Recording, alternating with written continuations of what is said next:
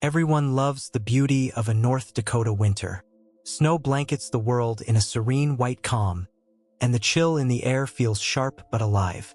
But what if that snowy tranquility hid something darker, something no one could explain? Tonight's story is about Lena and her friends, who learned this truth the hard way. Lena, Marcus, and Jamie were college students on winter break. Wanting to make the most of the season, they planned a weekend getaway to a remote cabin near Devil's Lake. The road trip started with laughter, snacks, and music blaring through their SUV speakers. Their spirits were high as they navigated the snow-covered roads, the world outside shimmering under the pale moonlight. By the time they hit the final stretch, a deserted, winding road surrounded by dense forests, it was nearing midnight. Snow began falling lightly, and they admired the way it sparkled in the headlights. But then the snow turned strange, fell faster, thicker, heavier. The light flurries became an aggressive snowstorm in minutes, and visibility plummeted to nearly zero. "This is insane," Marcus muttered, gripping the wheel tightly. Jamie leaned forward, squinting at the wall of white outside. "We should pull over until it clears." But Lena felt uneasy. Something wasn't right. The snow wasn't just falling. It seemed alive, twisting and swirling unnaturally, as if being controlled. And the forest was eerily silent. No wind, no animals, just the faint hiss of snow hitting the windshield. As they pressed on cautiously, their headlights illuminated a small figure standing in the middle of the road.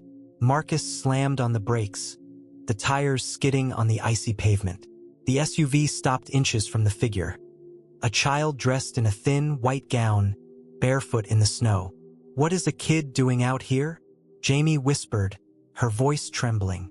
"We can't just leave them," Lena said, opening her door before anyone could stop her. She stepped into the freezing night, snow crunching underfoot. "Hey, are you okay?" she called out. The child didn't respond. It just stood there, its back to the car, motionless. Lena hesitated but kept walking closer. That's when she saw it. The child's feet weren't touching the ground. They hovered an inch above the snow. "Lena, get back in the car," Marcus yelled, but his voice sounded distant, as if muffled by the storm. Before Lena could move, the child slowly turned to face her. Its eyes were pure white, like twin mirrors reflecting the snowy landscape. Its mouth opened impossibly wide, and a piercing guttural wail erupted from within.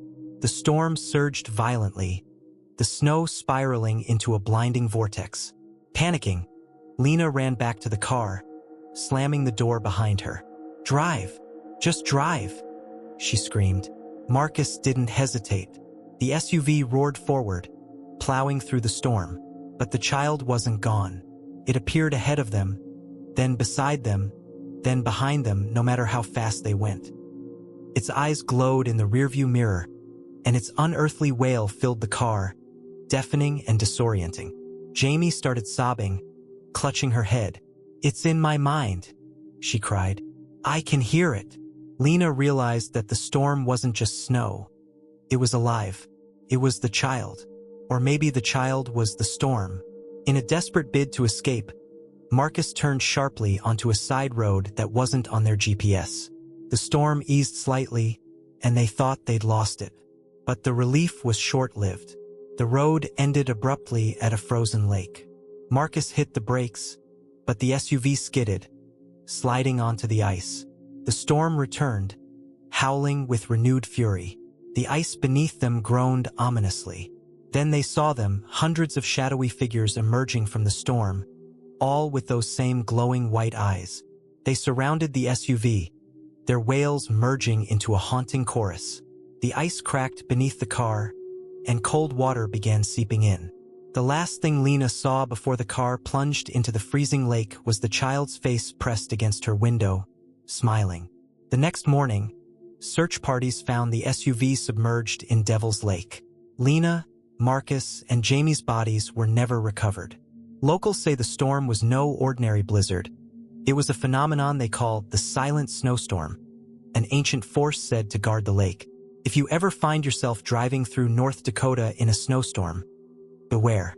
If you see a child on the road, don't stop. Keep driving, no matter what.